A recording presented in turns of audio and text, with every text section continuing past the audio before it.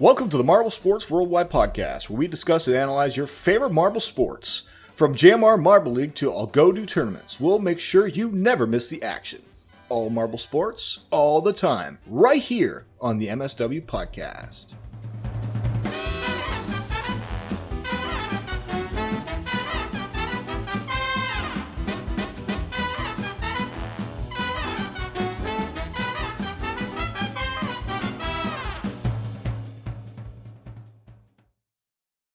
Hello, everybody, and welcome back, yes, back, to the Marble Sports Worldwide Podcast. My name is Brendan. And I'm Commander Wolf. Well, that's a new one. That's a new one. Yeah, welcome back. Yes, back to what? Oh, it's like a newscaster, like, hello, welcome back, sports fans, to ESPN. Yeah, this is MSP. No, we can't take MSPN. No, technically, though, we are a Marble Sports it is Performance Network, okay? That is true. In a sense, we are that. And Marbles Beyond that's what they are now. So, no, I'm just kidding. I would never take MSPN. I like MSWP. It rings well. I still have that consideration of changing it to the Marble Talk podcast. But every time I bring it up, Waf gives me my left hand and my elbow, okay, about it. We've been doing this for over a year and almost 75 episodes. We're not changing it now. All right, fine. But it does sound, has a nice ring. Marble Talk, we're just talking marbles. Sure, it's got a ring to it, but like we have been called the Marble Sports Worldwide Podcast for over a year, almost a year and a half now. Like, why change it? Yeah, it's true. So we're not going to change it, but hey, we might, maybe episode 134. Someone remember that. I might change it for that. But anyways, what happened for me in the last week? I went to Top Golf on Saturday. It was a lot of fun. Very fun. And my sister had her birthday, so she turned something age. I feel like I shouldn't give that out. And I took her out to Top Golf because she likes that and I like that. And we went out there and we hit some golf balls around, and it was good. I will tell you this. I don't know if for anyone who's been to Top Golf. Let me explain it first. Okay, Top Golf is it's like a driving range, except you drive off like from the ball from the little box area, and you drive it instead of out into just grass. You drive it into targets, and you put them in the targets. You get points for it, and so you can play different games like hitting the ball the furthest or chipping the ball into the little targets that are close. And it's a lot of fun. It's good for practicing your game and just having fun. Something I will say, though, is the clubs that they give you at Top Golf, because you can bring your own clubs or just use theirs that are like ready there. They're heavy compared to normal clubs. I found them like twice as heavy, so I was struggling a little bit with my driver because it wasn't as controlled. The driver's was heavy, and I was slicing a lot. I slice usually anyway, even with the light driver, but it was exacerbated. So. In anyways, a lot of fun. It was good to get out of my house too, so very enjoyable. And I don't know, man. Life's been freaking boring, man. I've just been sitting doing college work, and then more college work. I did have like a couple. I had a test today. Actually went well, which is good. But man, life's just been like, work, and then every once in a while I'll do something fun. So no crazy funny stories to tell you guys. And listen, if I stumble across a crazy funny story, I will tell it to you. Oh, I got one. This is from a couple weeks ago, actually. But it's just something that kind of it's a short little moment. It's not even a story. This is a moment that I just had and I just laughed at. But it's just so funny. I was out at the park.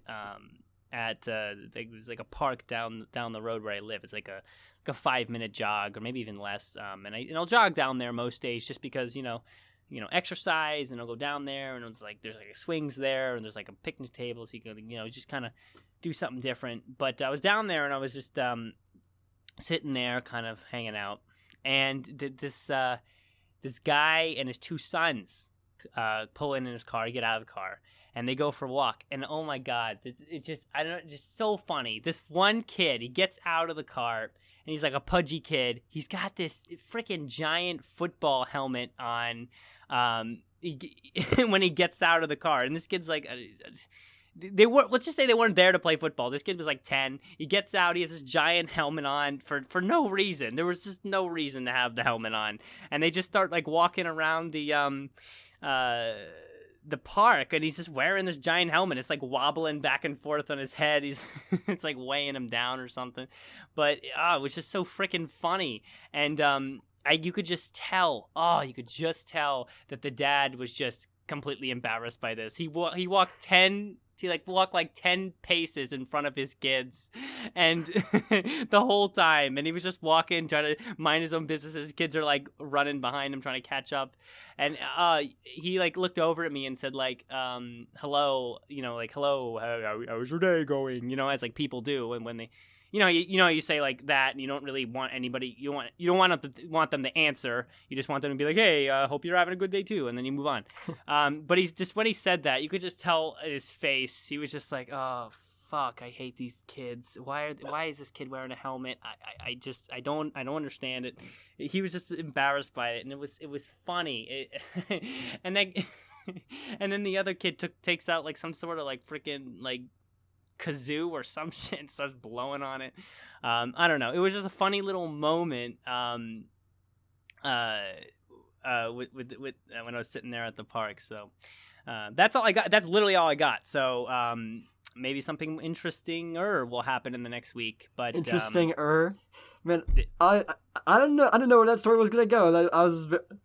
I heck, when you're trying to describe driving the balls off of the tees for Topgolf, I half expected you to say drive off the cliff or something like that. Like, what?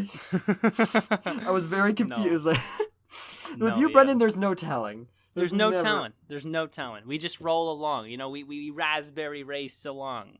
I gotta throw some puns in there. I've been bad in the puns lately. You have been more tame. I will give you that. I've dropped off. So in lieu of that situation, I will have to remind you that when you talk about the commentator for Marbles Beyond, his name is Rick O'Shea. That's the name he goes by.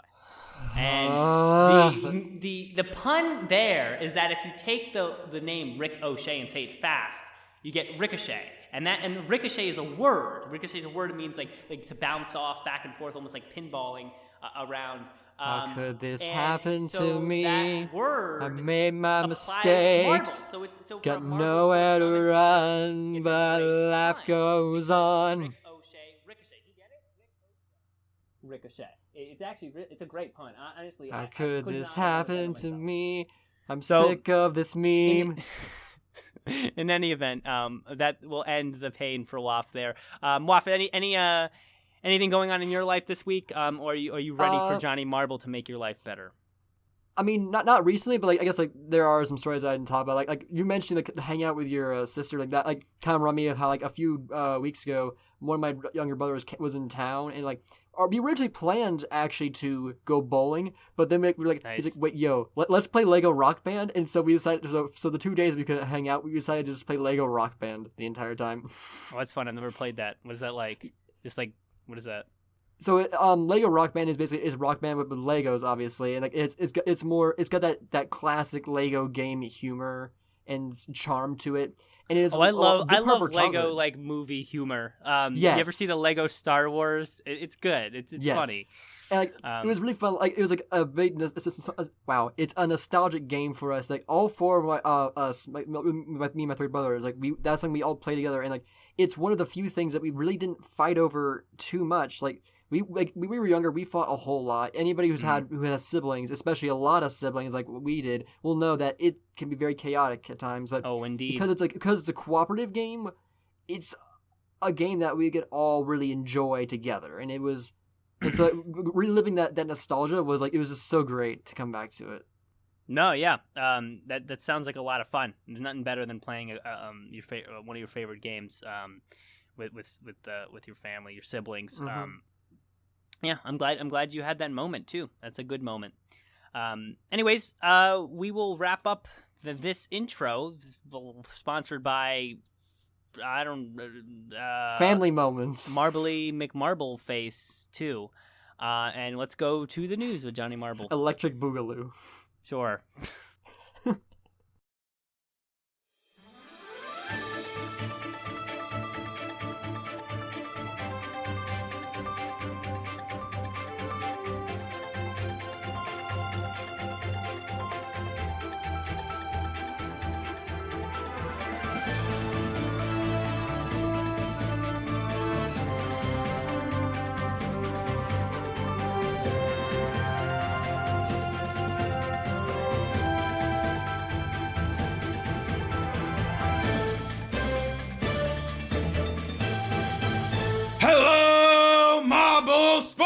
sports fans! I am Johnny Marble, and as always, I'm coming to you for MSW. Now, we have a lot of news, so let's not waste any time. Race 3 of Marble Rally 2020 was the smoothest and most interesting race so far, with wetter sand providing greater structural integrity to the track, and obstacles such as the spinning gate and collection area adding more variety to the course. However, the wetter sand also meant it would stick to the marbles more and cause more drag, so they needed to race harder than ever before. The race was close, with Dragon's Egg taking first, and while it looked like Ghost Plasma would come in second, they lost all the momentum and stalled right at the finish line, allowing Quicksilver to make quick on its name and get the silver. Fortunately though for Ghost Plasma, Cool Moody gave them a little push, and they were still able to get third place. But now we're on to NASMARB, race number 4 to be exact, the Misfortune 400 at the Mayhem Superspeedway, which was a very fitting name as it was easily the most hectic race thus far. With even more DNFs than last time, as well as several cars exploding throughout, the MSW teams didn't fare so well, unfortunately, as Quilo failed to qualify and Spitzer didn't even make it out of the first heat. Oak, however, did manage to get 6th, so at least one member had a decent performance this time around. The final race was absolutely wild, as it seemed Mozilla was going to take the gold with a clean sweep after winning 3 runs in a row, leaving them with only 1 left to win. However, Confetti started to make a comeback and tied it all up, and it seemed the battle would be between these 2 racers. But, even with the odds stacked against them, Streamer managed to win 2 more runs, resulting in yet another 3-way battle for first. It was close, but in the end, Streamer took first, making them the first racer to win multiple races, and they did it back-to-back no less. Mozilla then went on to win 2nd place, while Confetti took a very respectable 3rd place home. Only 4 races remain before the playoffs, so be sure to vote for the 2 tracks you want to see make a comeback when the time comes. Well guys, that's all the news, but hey, you made it through it, and I'm proud of you. I've been Johnny Marble, you have been the best fans in the world! Let's take it back and continue with the podcast, and I'll see you next time.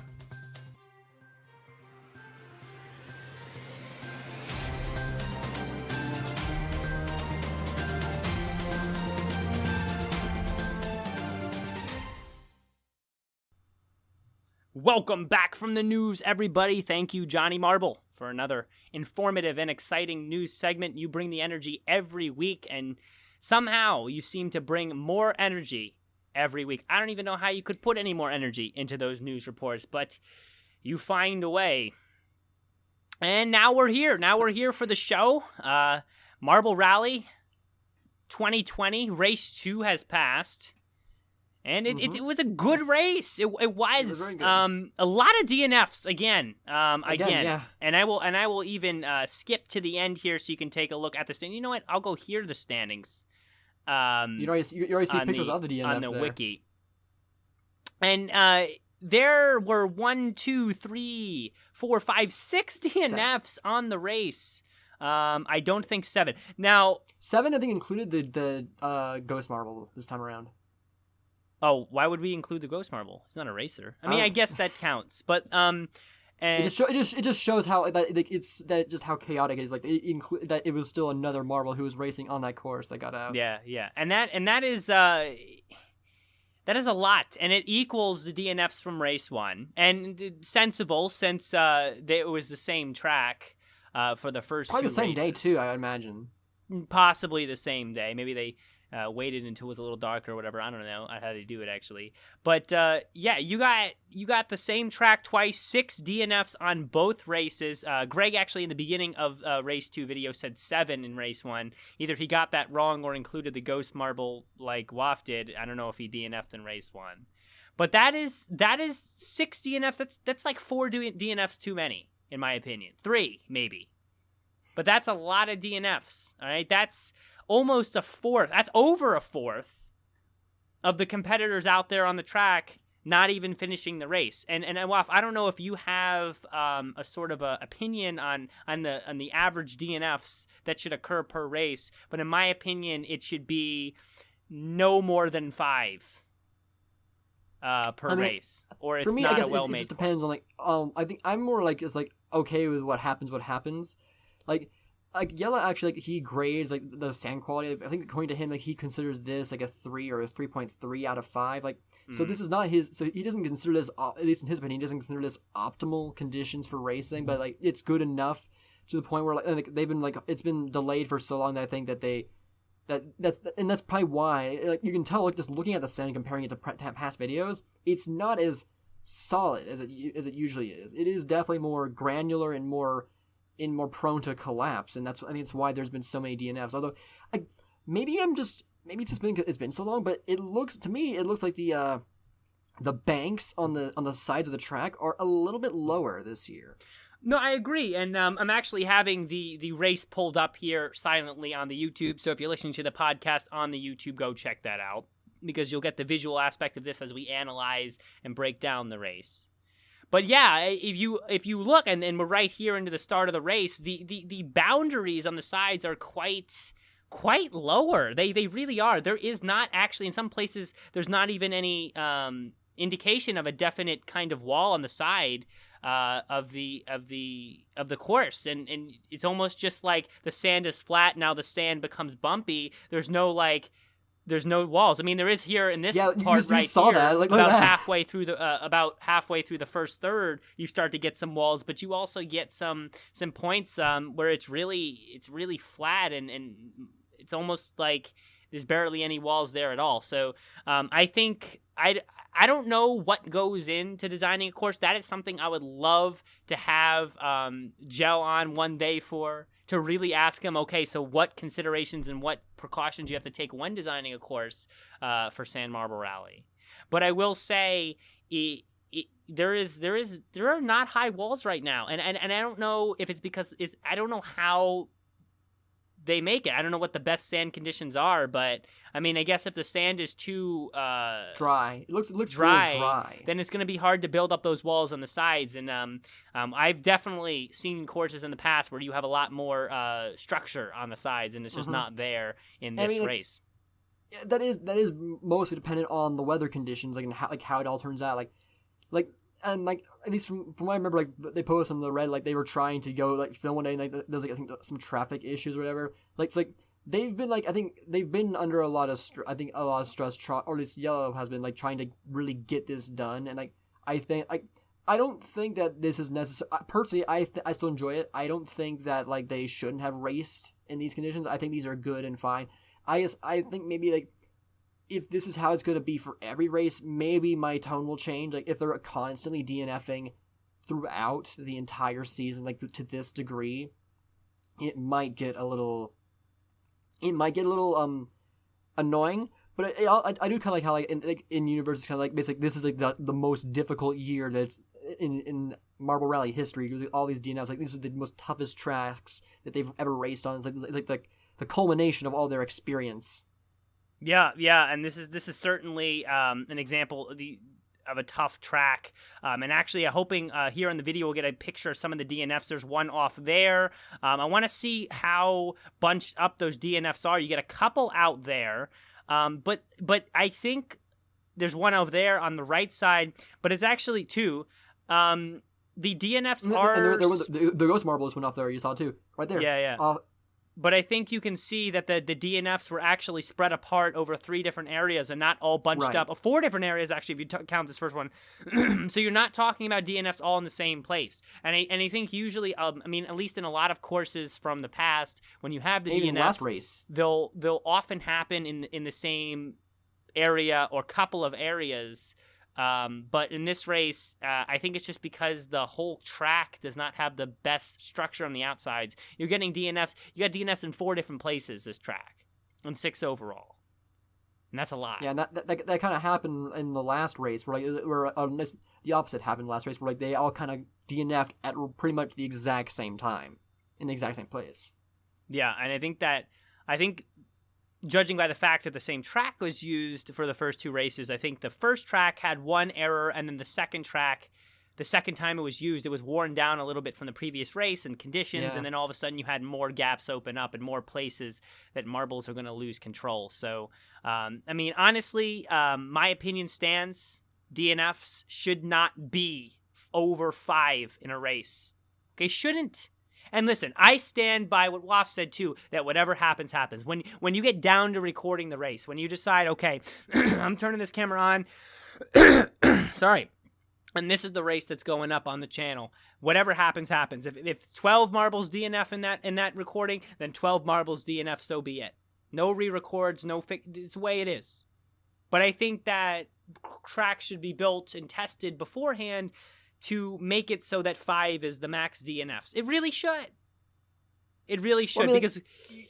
All right. I get what you're saying, but also you can't just because you can't really account for that every time. Like you can run several races beforehand and not have like that many DNFs if any at all, and then suddenly you do the main race, and then now they're just happening left, right, and center. Yeah, and that's something you cannot control for. And I understand that, and there will be a couple of races that'll always be overkill. But this is 2 races. First 2 races, we have 6, 7 if you count the Ghost Marble DNFs on the races, and that's a lot. And I know that a lot of people, and I even look at Sand Marble Rally in this light sometimes. I take a look at it and say, okay, Sand Marble Rally is part of it is the racing aspect, part of it's that outdoor aspect, but the other part of it is the actual ability to keep control as a racer and stay on the course. And I look at Sand Marble Rally, I do, because of all the DNFs, but I think that ideal Sand Marble Rally would not allow for more than 5 DNFs per race. It wouldn't, because you have to be fair to the marbles. You do, all right? Because you get to the, soon 7 becomes 10, and all of a sudden half the marbles each race don't get to finish. Then it's just become like a battle royale to stay on the track, not to see who's fastest. So, and I think that there are some stats to back up and some details to back up that sort of comment. If you want to look at the previous race, you talk about race 1. All right, let's talk about race 1. Crazy Cat's Eye finished first place in race 1. Okay, comes out in race 2 and DNFs. Does not finish.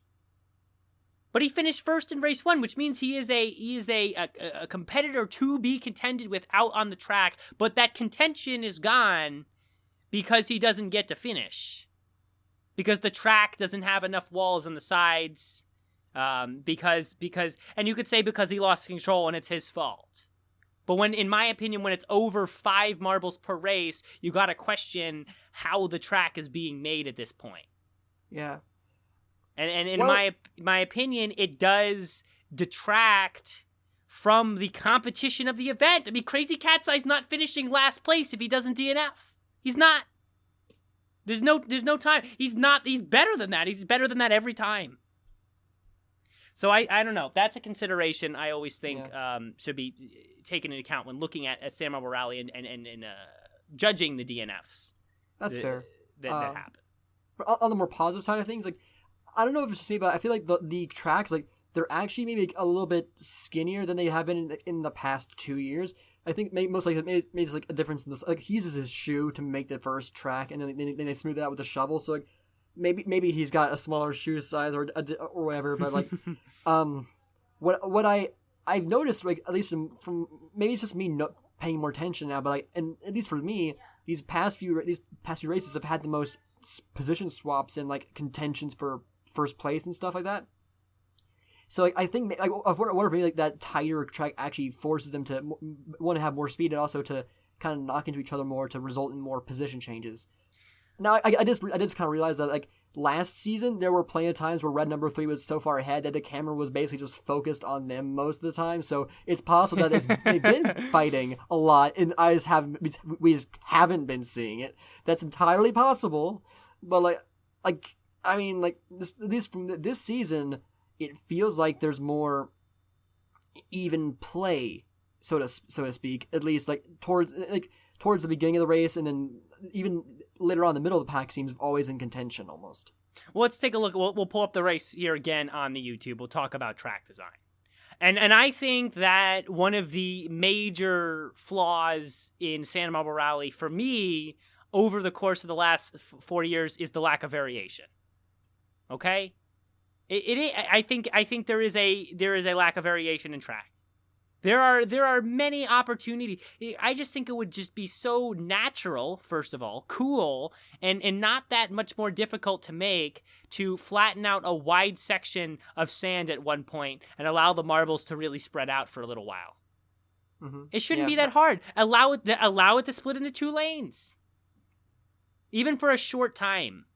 It just cannot take that long to make these tracks that you cannot take like even a 5-second period and have them split into 2 lanes, or like a 10-second period and double the track width for a little while.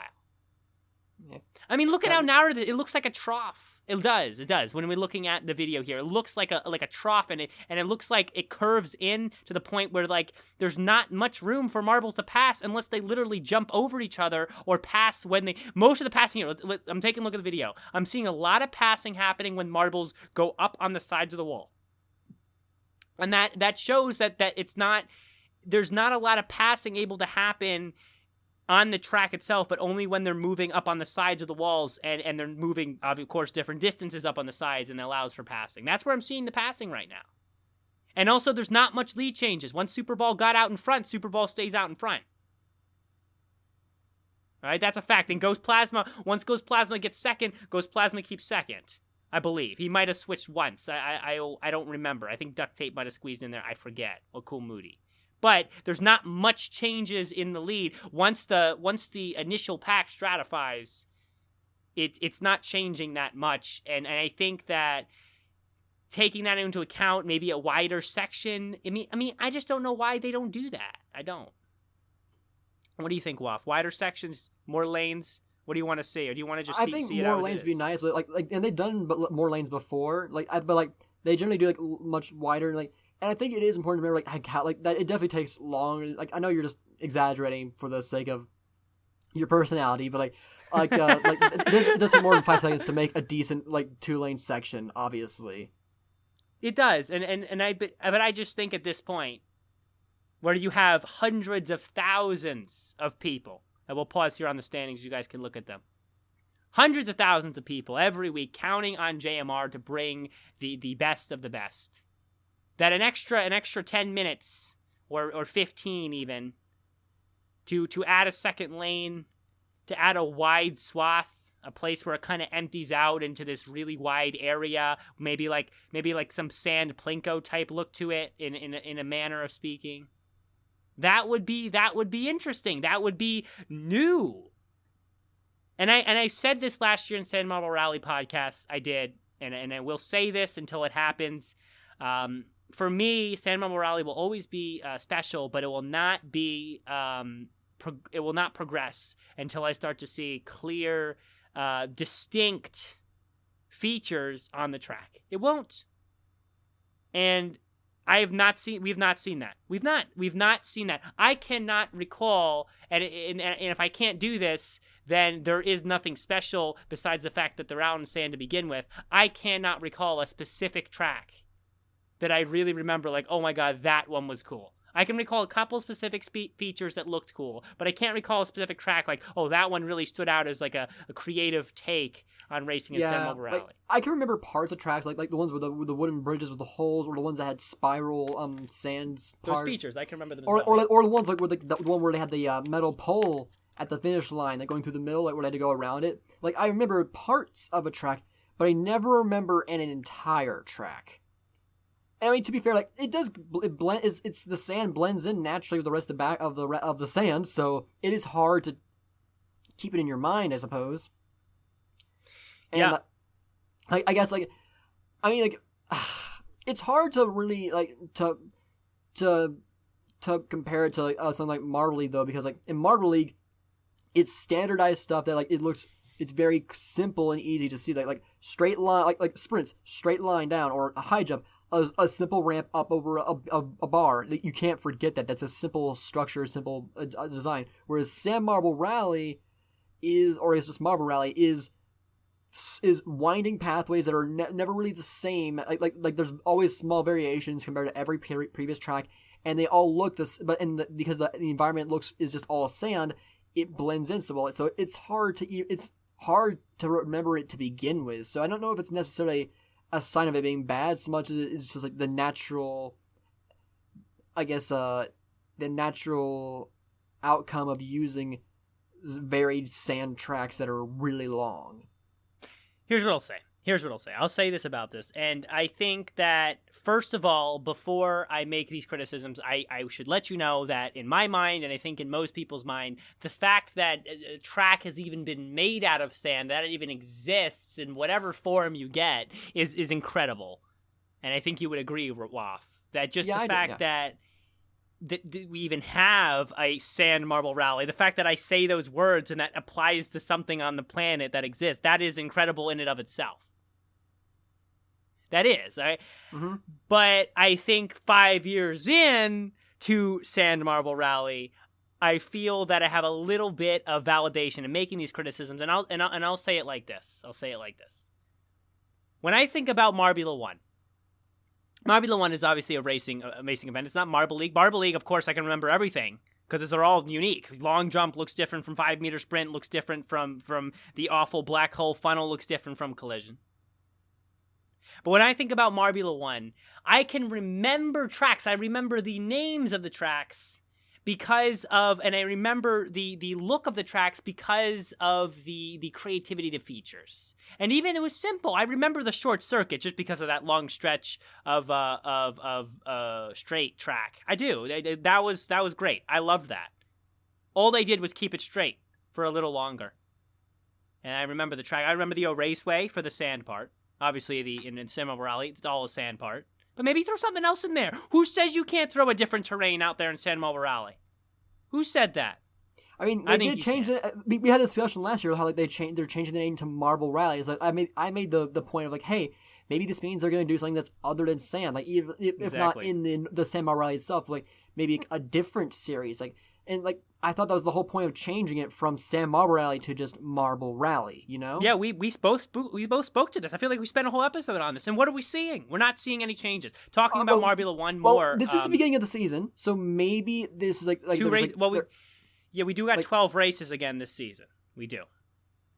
So maybe they're trying to kind of ease the veteran fans into it, like who are adverse to change, because there are always people who are adverse to change. Yeah. I guess if you come out there race 1 and you have freaking loop-de-loops and whatever, then there's gonna be some fans being like, "What's going on here?" I get. Imagine it's like a non-Xfinity NASCAR fan who prefers the NASCAR stock series where it's just left turns over and over again. Like you see add random right turns. Like, what is this blasphemy? Right turns in my stock car racing? No, that's ridiculous.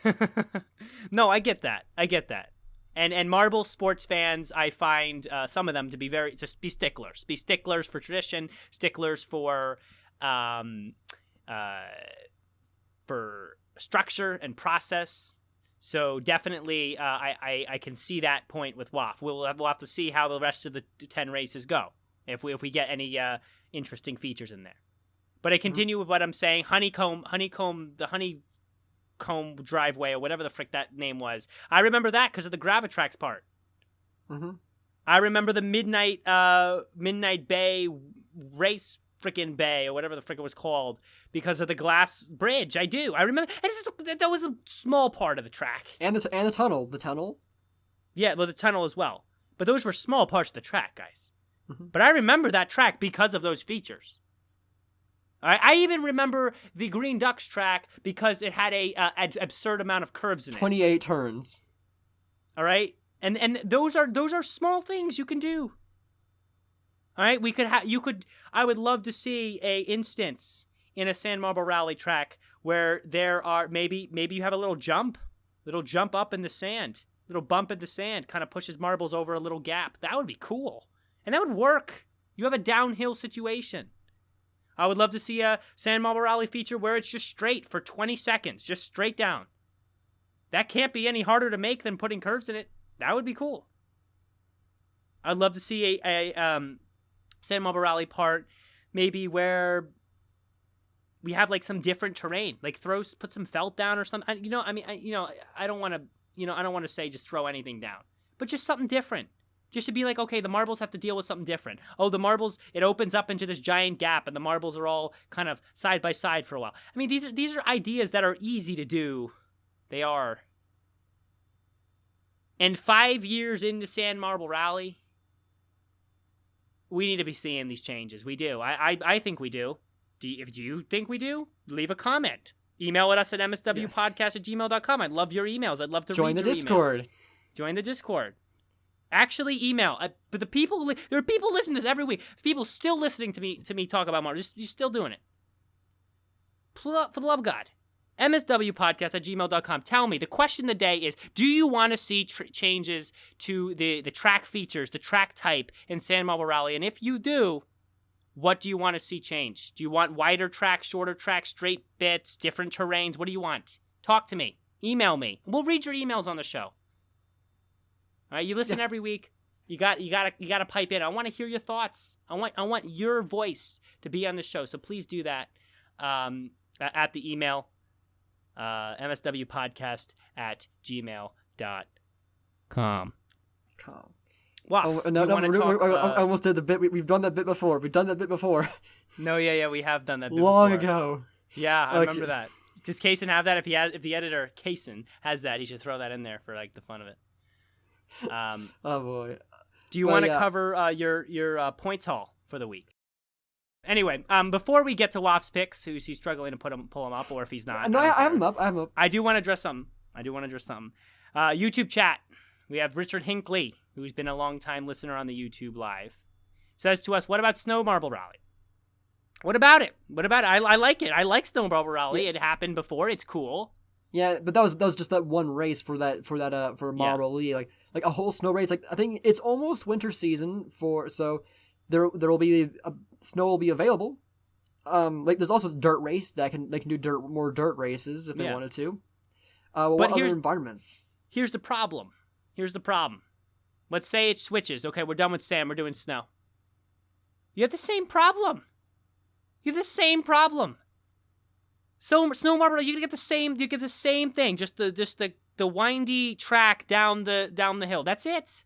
I'm not talking about change the temperature of the sand. You might as well be that. I'm talking about adding new features. Adding new features to the track. Waff, tell us about your points for the week. All right, so I had a minor improvement. Last week I made 43. This time I got 71. So I'm currently ranked at 81st. So overall, which is not too bad at all.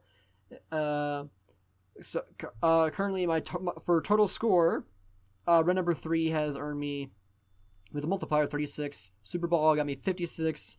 Nemo got me 8, Slimer got me 4, and then El Capitan got me 10. So Super Ball has definitely been carrying me this season. Yeah, that's good. So your overall points total is what? Overall is 114. Not bad. And where do you stand in the standings? 81st.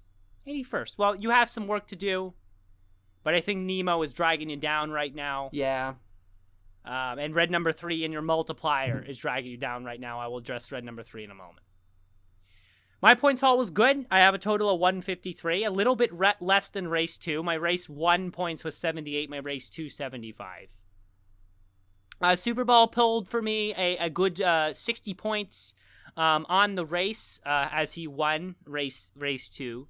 Crazy Cat's IDNF gave me 0 points on the race in race 2. Red number 3 gave me 6 again.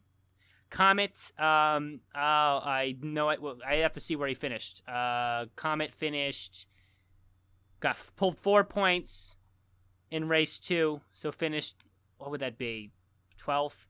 And El Capitan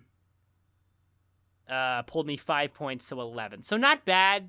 I think that Comet and El Capitan, I mean, I shouldn't be expecting much more. I think El Capitan will have its couple of good races over the course of the season and bring himself to another consistent season, maybe somewhere in the top 8. I think Comet will have a couple of good races and bring himself at least in the top 10. But for me, and by the way, I'm 21st overall in the fantasy, so not bad at all. I have a chance to maybe get top 3 in the season. We'll see. Waff, I'd love to see if you could get under top 20 if you have a good run here. Yeah, that'd be good, especially with Nemo on my picks. Like I really want Nemo to do good. I'm really excited for Nemo. Like I've loved Nemo forever. All right, I want Nemo to do good. Well, Nemo DNF'd in the first race, and then he pulled an 8 in the second race. So that's not the worst 8 is not ever. That is fair. You're right. 8 is not a bad placement at all.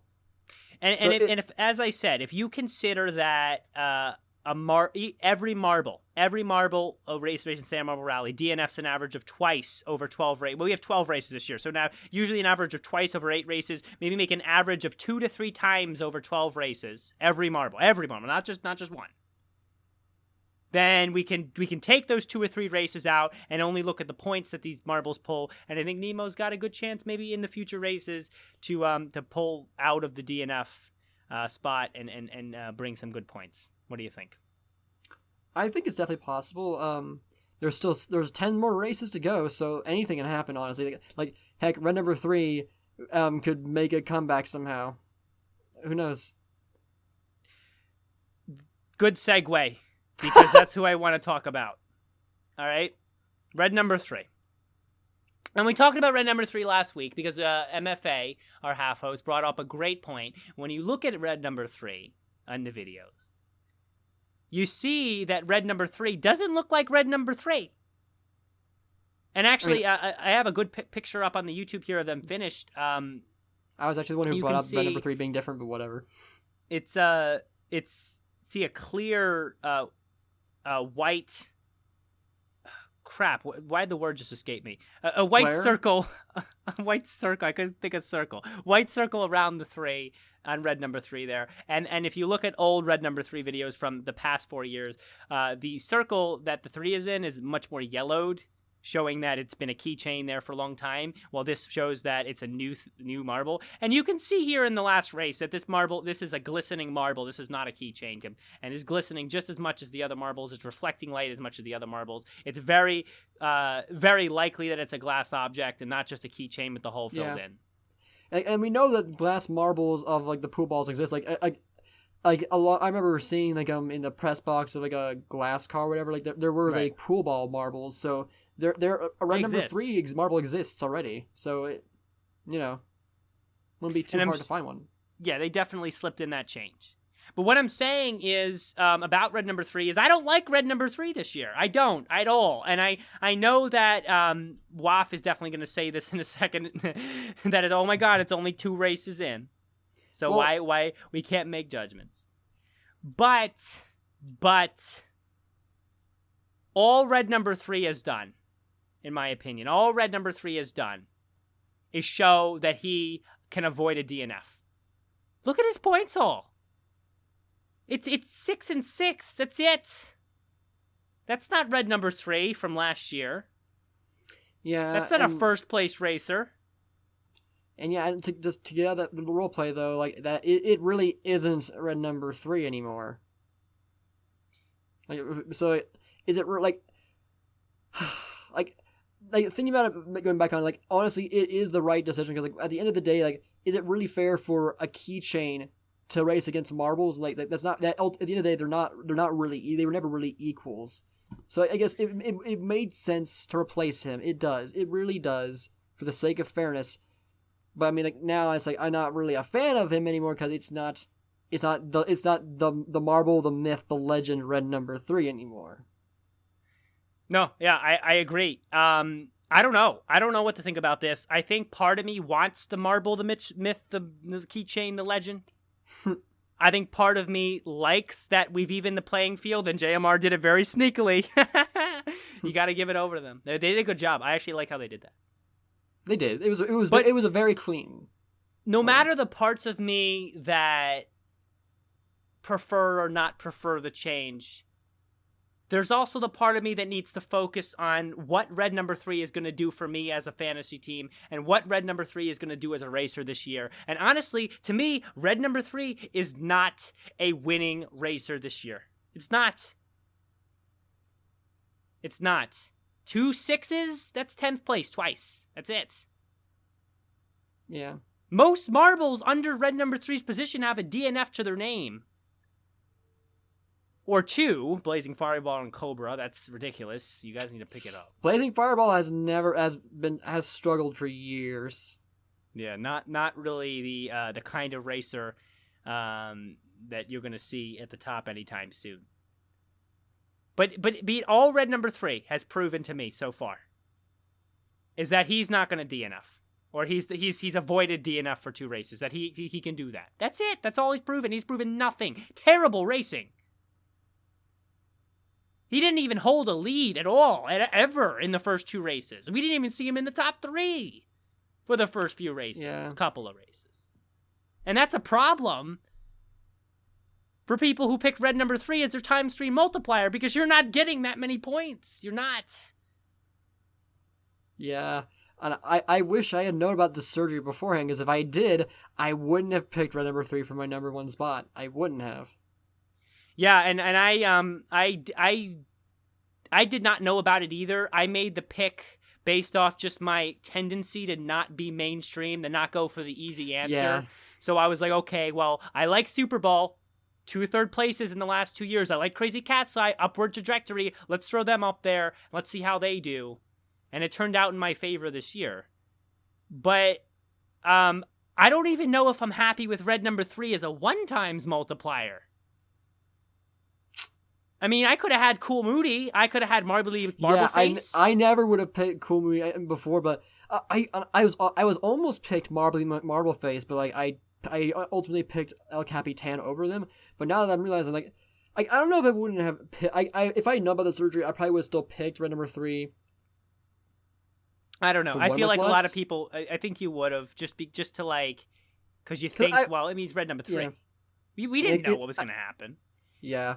I mean, I think like the news about it has been around for a while. It's just that I didn't catch wind of it until after the first race. Yeah, definitely. Here's what I will say. I don't think Cool Moody is a first place marble this year. I don't think Cool Moody is that marble. I think Cool Moody is a top 5 marble, and if you pick Cool Moody, you're gonna ride well this year. If you also, because most people had Super Bowl Crazy Cat's Eye somewhere in their lineup. Mm-hmm. So if you pick Cool Moody, you're going to roll well this year. See what they did roll? If you pick Ghost Plasma, you're going to roll well this year. I was asking, like, I knew Super Bowl has been a good marble. No, Super Bowl. Why didn't I put him on? If you didn't pick Super Bowl, you didn't pay attention. You didn't look at the stats. No, I knew the stats. Super Bowl is the second best racer in this competition. For whatever reason, name a marble who's done better. I know, but for whatever reason, I completely forgot that Super Bowl existed in my brain for some reason. When I picked him, I put Slimer. I could have put Super Bowl. Slimer's not a bad pick. Slimer's struggling now. Slimer's not a bad pick, but Super Bowl's better. Super Bowl is better. Super Bowl is better every time. Super Bowl is the second best racer in my opinion, in San Marble Rally. 2 third places overshadows 1 first. And in my opinion, Ghost Plasma, you get a first, a second, a 19th, and a 20th. I'll take 2 third places over those 4 finishes any day. Ghost Plasma and Super Bowl are close to the same. But in my opinion, Super Bowl is your second best marble San Marble Rally racer. And with red number 3's situation, you could be looking at the best San Marble Rally competitor in Super Bowl. And I'm sure that 1 gold medal is not where he's going to end here after 12 races. It's just not. It's no way. And Crazy Cat's Eye the same way. Those 2 very good racers, and I think you're just going to see from them. If you pick them, you're going to be doing well. It's just that red number 3 is not impressing this year. It's not. Yeah. And that brings another thing. Like, on the one hand, like when we just mentioned how this does even the playing field. If Super Bowl Flying B is red number 3 here for the podium, it's gonna have that stipulation of, well, they had to nerf quote unquote red number 3 for him to do it, and so that'll make some fans will see that as like, oh, they didn't really earn it. Like it's like changing on number 3 is like it's ultimately going to have positive and negative repercussions on different sides of the fandom depending on where you stand. I think ultimately I'm not gonna. I can distance myself enough from the role play. I'm not insane enough to think to actually really get too deep into it to where I can that I will not question someone's victory over red number 3 in this new setting. But for people who really who are really into the role play, they're going to like the victory will either be soured for them if they're a fan of that other marble, or if they hate or if they love red number 3, they will be like, they'll be all snarky people like, well, it's not the same, right? Like red number 3 had the surgery, so it's not really a victory. And like that's gonna happen. It's gonna cause debates. It's gonna happen. And like there was no way to avoid. If they didn't do anything, there'd still be people complaining about, hey, this isn't a marble, this is a keychain. Like there was no like, it's such a complicated situation. There was no way that they were going to get out of this. No matter what they did, there was going to be someone who's going to be upset.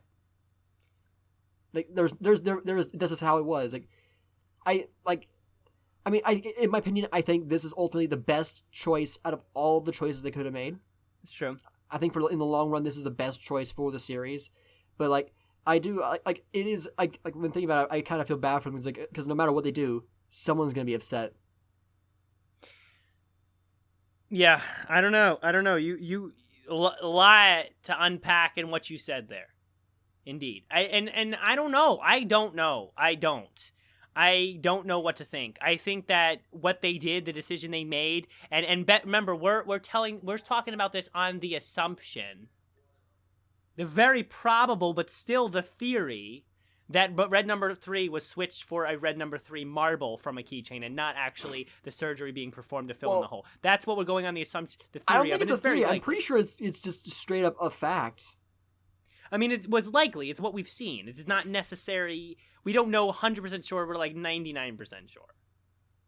But on that assumption, I don't know. I don't know if it would have been better to just remove red number 3, but you're going to make someone remove upset him completely. That's do. another option, I guess. They could have completely retired the marble itself. Yeah, because if you remove him, then you get a lot of upset red number 3 fans. Yeah. But if you do what you did here, you get a lot of upset red number 3 fans. And wait, give me 1 second.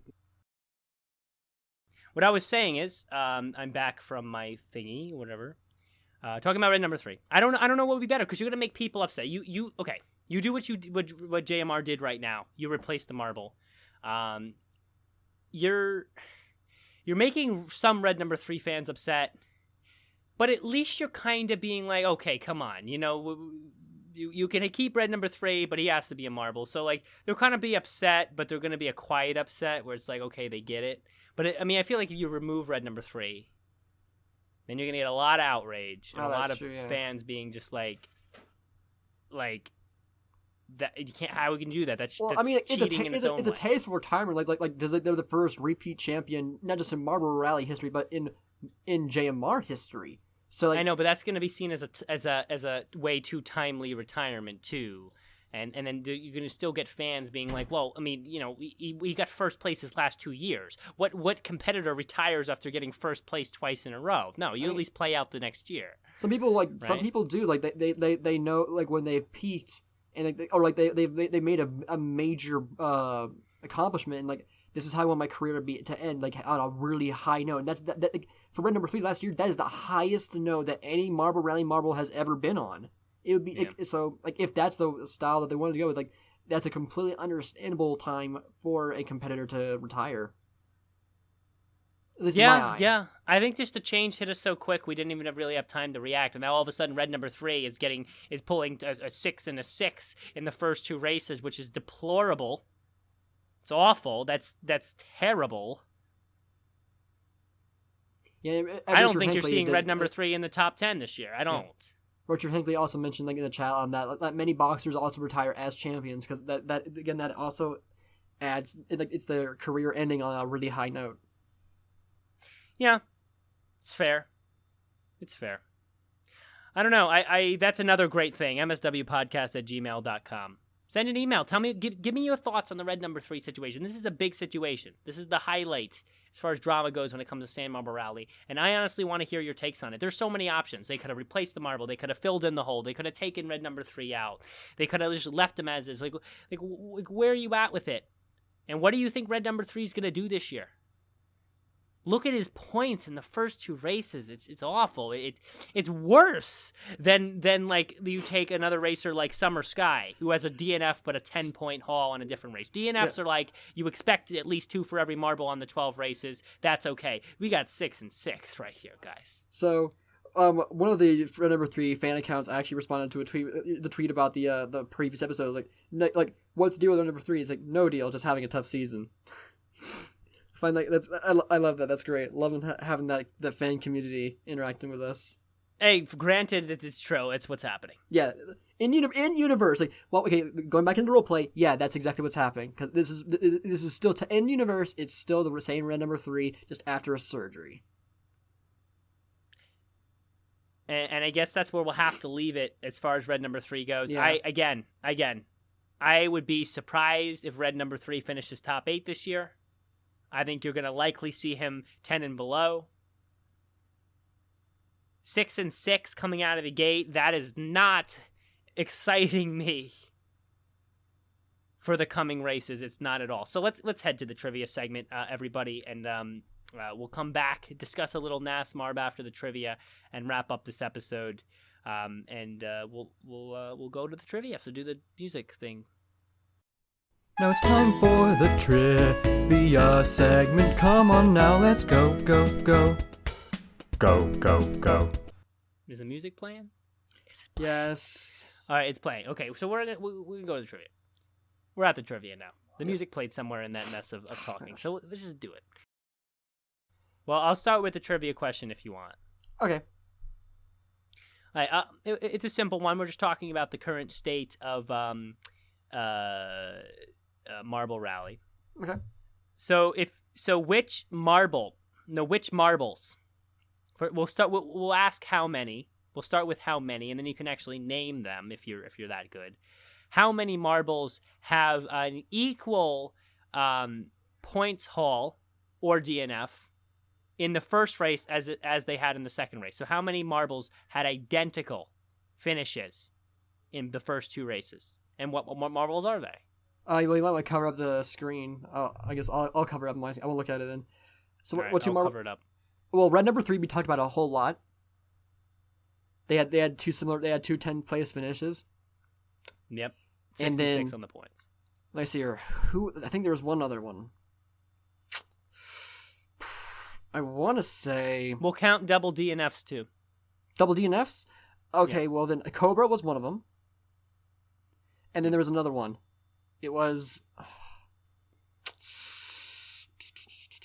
who was the other marble that DNF'd as well? Ghost Marble. But no,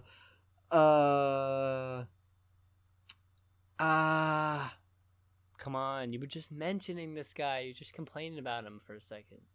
Oh wait, what? On.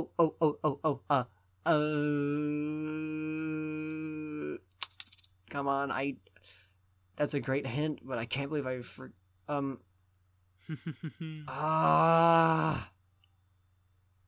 why am I so easily forgetful? I guess, was it Slimer? Was it Slimer, did you say? Slimer, yeah, that's my last guess. It's not Slimer, but Dang. you're also missing one more for a points haul. For a points haul. Can you at least get the name? If I can get the name. Oh my gosh, come on. This is a tough one. Did Nemo? No, not Nemo. I'll tell you.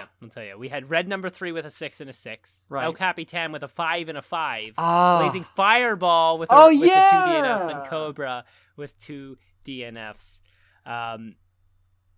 Anyways, you have your question. I like that question. That was a fun one. Yes, I do. So I'm going back to that list of Ghost Marble facts that was sent. To keep in mind, this is also before the 2020 season started, so some of these facts might be a little bit off now, but so that does keep that in mind. So the next Ghost Marble fact that I have on my list is the Ghost Marble has earned what they call ghost points, where basically if they were an actual racer, they would have gotten the points in that slot instead. So the question is, how many points have they earned in Marble Rally, and how many in Showdown for bonus? How many points across every Marble Rally race ever?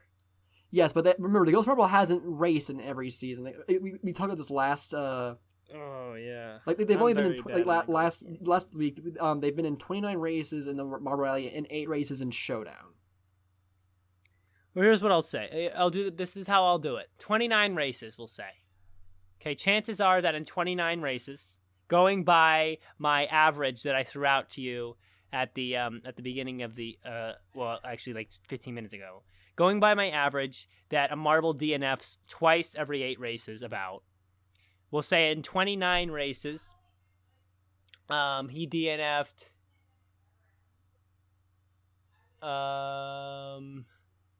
that would be 4 groups of 8, a little bit under 4 groups of 8. So we'll say he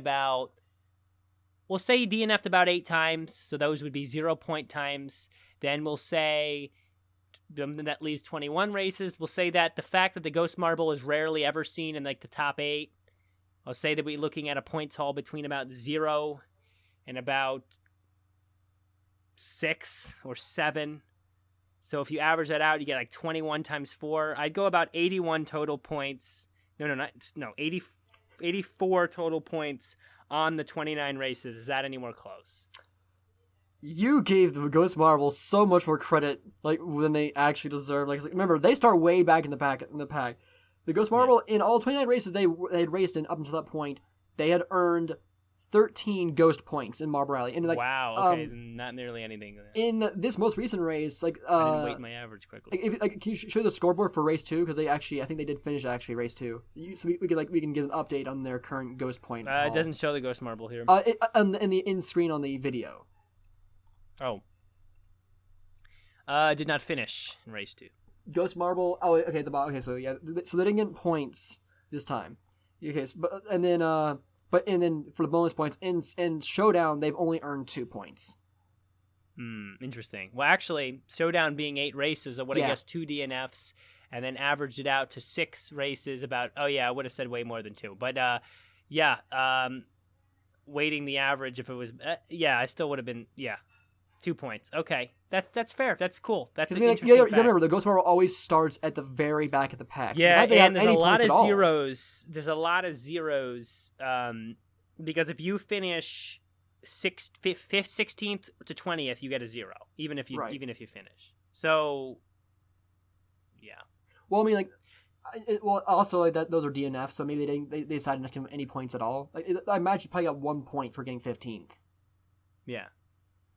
You do get 1 point for 15 if you finish. And that's, by the way, why I say that 5 should be the max DNFs. Because the points go down to 15, and also it's just better, more marbles that are finishing, the more contention there is, like I talked about with Crazy Cat's Eye. And also, we should at least be giving out the points down to 1 for every marble. But that's what I think about that. So let's go. I guess those are our questions. Good question, Waff.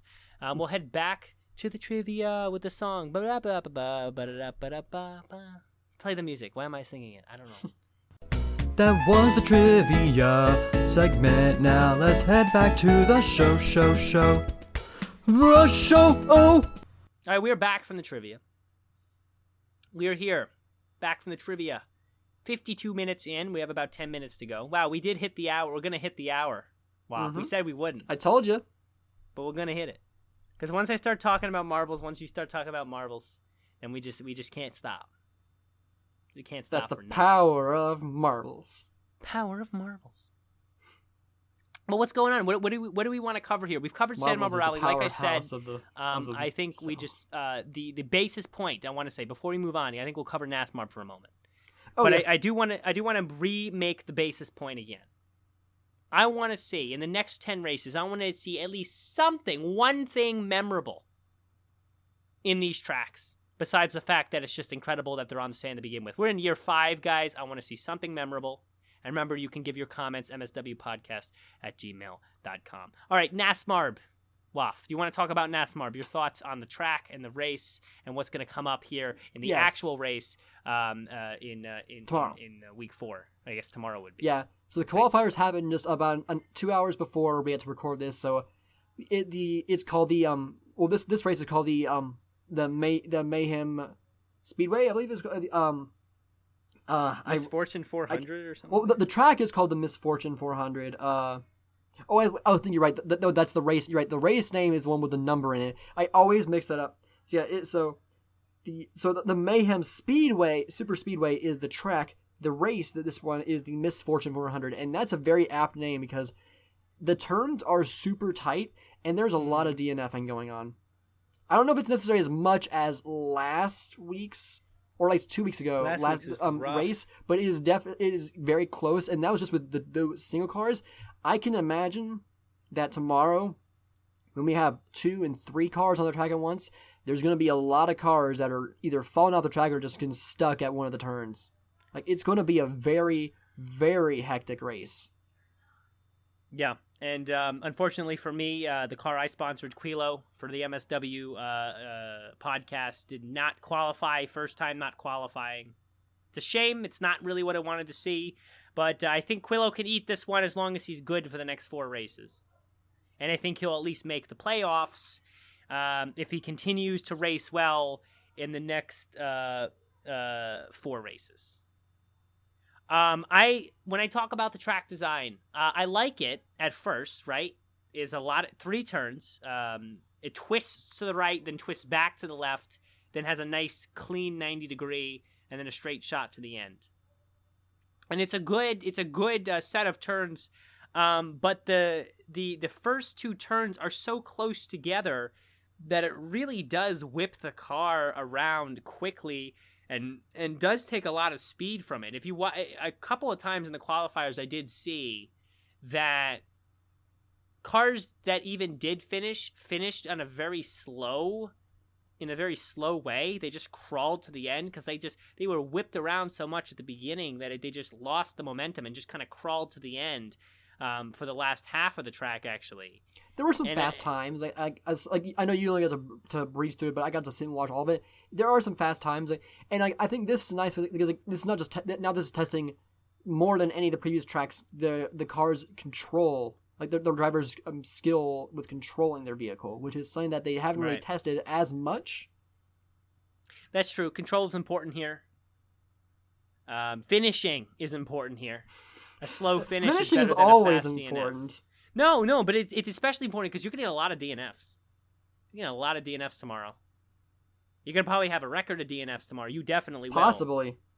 You get a lot of DNFs in the qualifiers today, and you're gonna get a lot tomorrow when you put 3 cars on the track at once. Yeah. And so finishing, no matter how slow, is gonna be better than not finishing at all if you're moving fast. And of course that's always better, but in this case it's really important because a slow finish could literally be a win for you because the other 2 cars probably flew off the track. This is a tough track.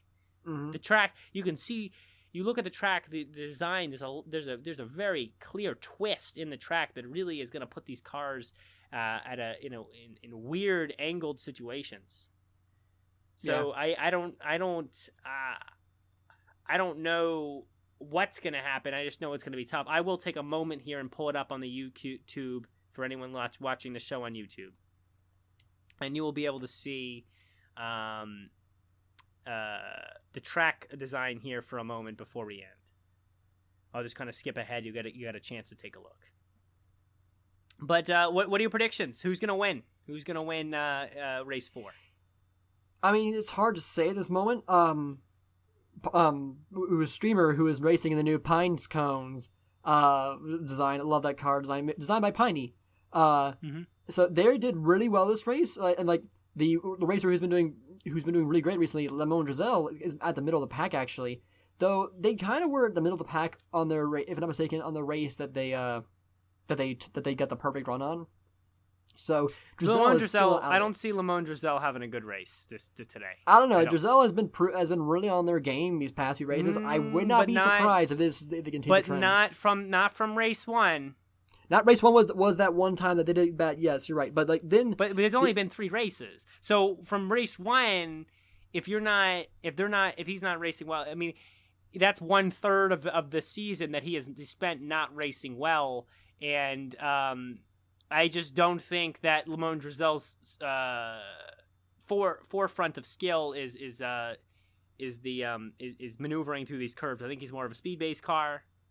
And I think that he got lucky in some sense in the last 2 races. He got out in front of the collisions and was able to finish. So I don't know. I don't see Lemon Drizel being top 5 here. I think Streamer has a good opportunity. I think Prime, you might see some more from Prime, who seems to be a good all-around racer. I think Spitzer, your car is going to be another contender here as well. And I think Mozilla, who was good in the first race, could be good. He had a very good time. It's a decent time in the qualifiers. He finished both times. So I don't know. I don't know. I think it's gonna be interesting. I just want to see how it all shakes out with the 3 cars on this track. As you see, if you're looking on the YouTube, it twists quite a bit. There is an easy fall off in some of between the last 2 90-degree turns, and it's just gonna be a all out kind of battle to just stay on the track, let alone actually getting to the end. And I think it's going to be the car that gets out in front of the collisions. It's going to be the car who's out of the gate first. I'm going to go out on a limb and say here that the majority of the winning cars will be the cars who get out of the gate in the lead. That's going to be the winners. That's where your winners are going to come from this race. You see in other races, Quillo here in the first race was a good example, where he was not out of the gate into the lead like any of his races, but he actually pulled out and won, not won, but did very well. Actually won a bunch of races and then ended up almost, I think, podiuming or something in race 1. But he didn't get out to the lead. But I don't think that's going to be the case in this race. In this race, you don't want to be stuck in collisions. As soon as you're stuck in collisions in this mess of 3 turns, you're off the track. Yeah. And I mean it when I say it. I think it's going to be the cars who are out of the gate in the lead are going to be the most likely, and you're going to probably see this majority of the time, going to be taking the win. That's what I say about that. Wolf, do you have any thoughts on that? If not, then we'll close out. No, I think I really need to see, to make any final decisions on, or any comments on it. I really need to see the race itself. I'm realizing now, next week, it's gonna be a very packed episode because we're gonna have a marble rally and we're gonna have a NASMARB race. So I think we might focus on NASMARB. I imagine just because it doesn't happen as often. So I think NASMARB will be our focus next episode. And we can really get into the nitty gritty of how we feel about the overall track design. I can't wait to see how it shakes out with 3 cars here on the track. But without further ado, though, we will pull the episode to a close. Thank you for listening in this week on the Marble Sports Worldwide podcast. We will continue to bring you coverage of the Marble South. Wow, all the words didn't work there. Sand Marble Rally, rest of the season. That's what we're going to cover, and NASMARB, and we'll see if any other marble related things come out in the next coming months. So, with that being said, let's bring it to a close. Waf, close it out for us. All right. Roll on, Marble Sports fans.